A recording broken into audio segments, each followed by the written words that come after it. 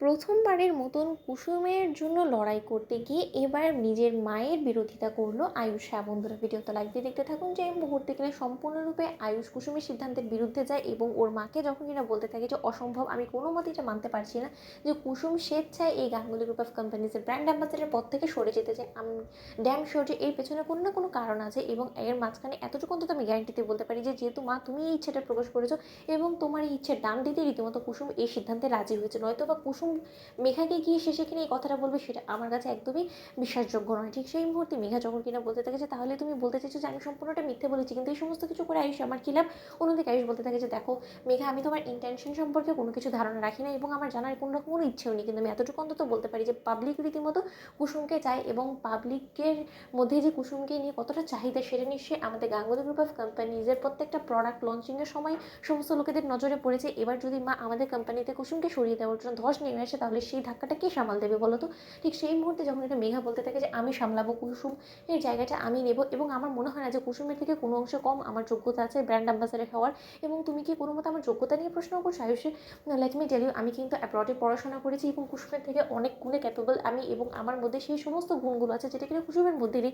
কুসুম কোনো মতে ওভারসিজ ক্লায়েন্টসের সঙ্গে ইন্টারাক্ট করতে পারে না, ও ইংলিশ স্পিক করতে পারে না, ও ওদের সঙ্গে কথা বলতে পারে না, উঠতে বসতে পারে না, ওর মধ্যে সেরকম কোনো যোগ্যতা নেই। অথচ তা সত্ত্বেও শুধুমাত্র পাবলিক এবং তোমাদের চাপে পড়ে বেচারি রীতিমতো নিজের মনের ইচ্ছার বিরুদ্ধে গিয়ে ও এতদিন ধরে এই মানসিক অত্যাচারটা টলারেট করেছে। কিন্তু যেখানে কিনা আমি এখন ওর ঘাড়ের এই বোঝাটা আমি কমিয়ে দিতে পারি, তাহলে সেই ক্ষেত্রে আমি কেন করবো না বলো? তাই কেন তুমি ওর উপরে এই বোঝাটা চাপিয়ে দেওয়ার চেষ্টা করছো বলো তো? ঠিক সেই মুহূর্তে যখন কিনা বলতে থাকে যে কুসুম তুমি কি স্বেচ্ছায় এই কথাটা বলেছো, ঠিক সেই মুহূর্তে কুসুম যখন কিনা চুপ করে যায়, ঠিক সেই মুহূর্তে মেঘা বলতে থাকে যে বা কুসুম বা তুমি দু নৌকায় পা দিয়ে চলাটা কবে বন্ধ করবে বলো তো? এই তো তুমি সেদিনই আমাকে বললে যে তুমি কোনো মতেই চাও না এই পথটা, তাহলে এখন হঠাৎ করে চুপ করে গেলে যে আয়ুষে জিজ্ঞেস করাতে। ঠিক সেই মুহূর্তে কুসুম যখন বলতে থাকে যে মেঘা ম্যাডাম, আমি আপনাকে একটা কথা স্পষ্ট করে বলে দিচ্ছি, সেদিনও দেবীমার সামনে আমি একটা কথা বলেছেন যে আমি নাকি আপনাকে এসে বলেছি যে আমি গাঙ্গুলি গ্রুপ অফ কোম্পানিজের পর থেকে সরে যেতে চাই, যেটা কিনা সম্পূর্ণরূপে মিথ্যে কথা। আমি কখনো এই কথাটা বলেছি সেটাই তো আমার মনে নেই।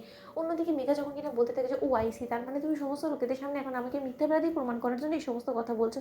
মনে আমারই ভুল হয়ে গেছে, আমি বরঞ্চ এই পথ থেকে সরে দাঁড়াচ্ছি। ঠিক সেই মুহূর্তেই যখন কিনা ইন্দ্রাণী গাঙ্গুলি বলতে থাকে যে আয়ুষ, তোমাকে একটা কথা আমি বলে রাখছি যে এত দিন ধরে আমাদের নজরে সেরকম কোনো বিশ্বস্ত এবং একজন যোগ্য ব্র্যান্ড অ্যাম্বাসেডর ছিল না, বিধায় কিন্তু আমরা কুসুমকে সেই পদে রাখতে বাধ্য হয়েছি। কিন্তু আমাদের মনে হয় না যে গোটা জীবন জুড়ে কুসুমের উপরে ডিপেন্ডেন্ট হয়ে থাকার আমাদের কোনো রকম কোনো কারণ আছে, যেখানে কিনা আমরা অলরেডি মেঘাকে পেয়ে গিয়েছি। এবং আমার মনে হয় যে গাঙ্গুলি গ্রুপ অফ কোম্পানিজে ফেস অফ দ্য ইয়ার হিসেবে মেঘা একদমই স্টেবল এবং ওকে সেই পদটা দেওয়াটাই বেস্ট ডিসিশন হবে। কারণ ভবিষ্যতে গিয়ে আমরা মেঘার উপরে ডিপেন্ডেন্ট থাকতে পারবো, কারণ মেঘা এ বাড়ির পুত্রবধূ হতে চলেছে। তুমি বুঝতে পারছো না কেন? তো বন্ধুরা, লাইক এবং শেয়ার করে সাবস্ক্রাইব করো।